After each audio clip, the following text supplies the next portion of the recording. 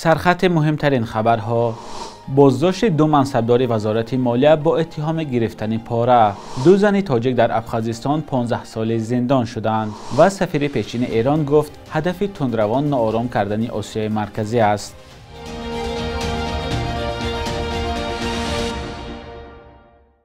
درود بینندگان عزیز، خوش آمدید به برنامه نویدی بامدادی. من مولا رجب یوسفی برای 10 دقیقه دیگر با شما هستم. آژانس ضد فساد از بازداشت دو منصبدار وزارت مالیه تاجیکستان با اتهام گرفتن پاره خبر داد. دفتر مطبوعاتی این نهاد 19 ایون در خبرنامه گفت پرویز نعیموف سرمتخصص شعبه اجازتنامه‌دهی وزارت مالیه همراه با رهبر این شعبه دلیر میرزایف دستگیر گردیدند. به گفته منبع این دو مقامدار از یک شهروند برای مساعدت نمودن جهت گرفته دادن اجازتنامه مشغول شدن به فعالیت اداره بوکمیکری $3000 پاره گرفتند. نظر پرویز نعیموف و دلیر میرزایف به اتهام اعلان کرده آژانس ضد فساد معلوم نیست.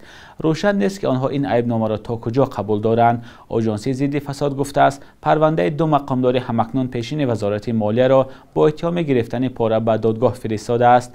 فساد در اداره‌های دولتی تاجیکستان حرفی نو نیست. همه ساله ده‌ها مقامدار با جرم گرفتن پاره بازداشت می‌شوند. منتقدان شیوه مبارزه مقامات با فساد را ناکافی می‌خوانند.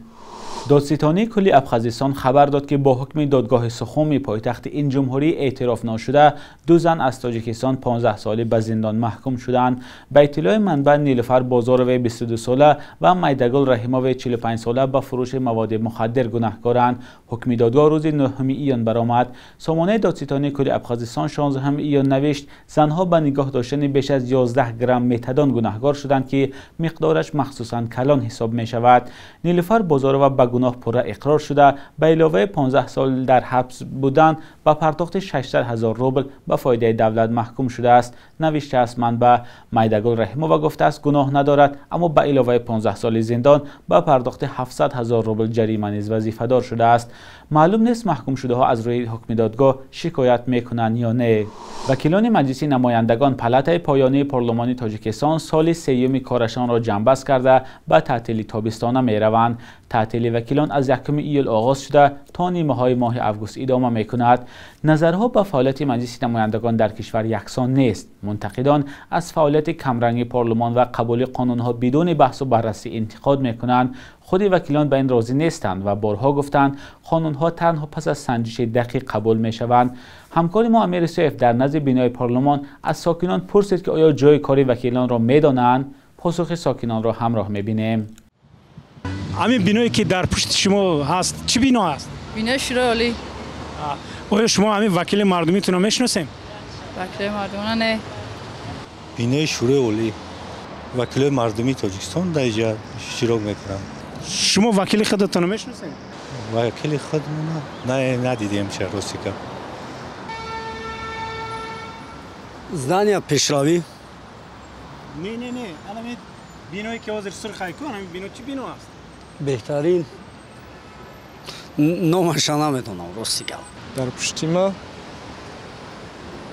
бинои парлумонти яка ҷумҳурии тоҷикистон вакилаи худмона не яка рости намешиносем. бинои шӯрои олӣ вакилҳоро мешиносем ва дар корҳои давлатӣ кӯмак мерасонем. дар корҳои хоҷагӣ дар корҳои ҳар чизе ки суол шид ба ӯ муроҷиат мекунем. чени ҳамон зарурат чени имконият ва ваколатҳои худшон иҷро мекунанд. дар пушти ман бинои маҷлиси вакилони маҷлиси олии ҷумҳурии тоҷикистон ҷойгир аст. не вакилони маҷлиси олии ҷумҳурии тоҷикистонро намешиносам. дар пушти мо бинои сарх чӣ намедонем ака. парламент бинои маҷлиси олӣ вакили мо наметонам. Это парламент государства Таджикистан. Не знаю, когда он был построен, но он очень старый. К сожалению, нет. К сожалению, нет. Не знаю. Но узнаю. Через интернет посмотрю, узнаю. бинои маҷлиси олӣ. آیا شما وکیل مردمی خود را میشناسید یا نه؟ бале. Знаете ли вы, что за здание находится за вашей спиной? Ну да, это здание парламента. Знаете ли вы вашего депутата? Увы, нет. Как вы оцениваете работу депутатов? Они проводят ли встречи со своими избирателями? Во времена, в школьные годы такое было. Но они проводили какие-то собрания, какие-то мероприятия с их стороны было. ضمناً گرفتن اطلاع از مجلس نمایندگان در این دعوت مشکل شده است. مجلس نمایندگان به یک قسم کارمندان رادیوی آزادی اجازه نمی‌دهد به بینای پارلمان وارد شده جلسه ها را انعکاس کنند. وکیلان هم دیگر مثل سالهای گذشته حاضر نیستند درباره قانون‌ها یا مسائل مهم در جامعه آزادانه با رسانه‌ها صحبت کنند. ابوالفضل زهروان سفیر پیشین ایران در افغانستان از انتقال جنگجویان تحریک طالبان پاکستان به شمال افغانستان نگرانی کرده هدف آن را ناآرام کردن کشورهای آسیای مرکزی گفته است. آقای زهروان ضمن صحبت در یک مرکز تحقیقاتی گفته است شمال افغانستان منطقه‌های دشوارگذاری دارد که نیروی تروریستان اگر آنجا جابجا شوند میتوانند سالها جنگ کنند. به گفته سفیر پیشین ایران هدف ناآرام کردن کشورهای آسیای مرکزی است و اگر این کار اتفاق افتد لایحه یک کمربند یک راه چین به باد فنا می رود. ابوالفضل زهروان در این صحبتش از طالبان تاجیکستان هم نام برد. نگرانی ها از جمع شدن گروه های افراطگرا در شمال افغانستان که با تاجیکستان و ازبکستان هم مرز است سالهای گذشته نیز از زبان مقامداران تاجیک و روسیه صدا داده است. گروه طالبان که نزدیک 2 سال است در افغانستان حکومت میکند بارها گفته است که اجازه نمیدهد از خاک افغانستان مقابل دیگر کشورها استفاده شود، اما کشورهای آسیای مرکزی بخصوص حکومت تاجیکستان به این وعده طالبان ظاهرا چندان باور ندارند. بخش یک روز تاریخ را همکارم خیرامان بقازاده تقدیمتان میکند که مهمترین تحولات تاریخی در روز 20 ایون را فرا میگیرد.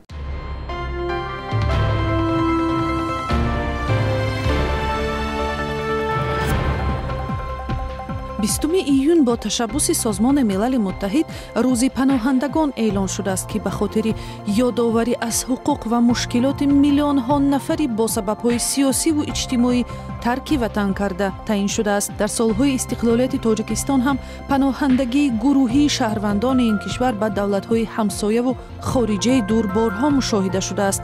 دوره برجسته پناهندگی تاجیکستانی‌ها به زمان جنگ شهروندی تاجیکستان در سالهای 1990 و هم بعد سالهای 2015 دیده شده است که آن را با سرکوب‌های سیاسی منقدان حکومت ربط می‌دهند. ایون سال 2017 قرار به اجرا درآمد که حج شهروندان تا 40 ساله را به مکانهای مقدس مسلمانی منع می‌کند. قرار در حال قبول شد که با وجود افزایش هر ساله نرخ حج سال تا سال شمار خواهشمندان زیارت کعبه بیشتر می شود. عربستان سعودی برای تنظیم شمار زائران از کشورهای جهان کوتا مقرر می کند و مطابق آن از تاجیکستان هر سال نه کمتر از 6000 نفر به حج می روند. 20 ایون سال 1971 عکسبرداری با استعداد ناظم قلندرов تولد شده است که با عکس‌های مؤثری واقع بینانش حادثه و رویدادهای تاجیکستان را در جهان معرفی می‌کند. عکس‌های قلندرов از صحنه‌های پراحساس بزکشی و پلاوپزی، راه‌های دشوارگذری پامیر و کوه‌های معروف تاجیکستان در مجله نشنال جیوگرافیک و خبرگزاری‌های جهانی مثل ریترز و اسوسییتد پرس نشر می‌شوند. در شبانه روز اخیر قرب روبل روسی در تاجیکستان باز هم پایان رفته است. صبح امروز 20 ایون در بانک‌های تجارتی تاجیکستان 1000 روبل روسی به 127-128 سومانی برابر است. $100 آمریکایی باشد تا 1093 سومانی ارزش دارد. این قرب دوام روز می تواند تغییر یابد. قرب رسمی بانک ملی تاجیکستان برای امروز چنین تعیین شده است.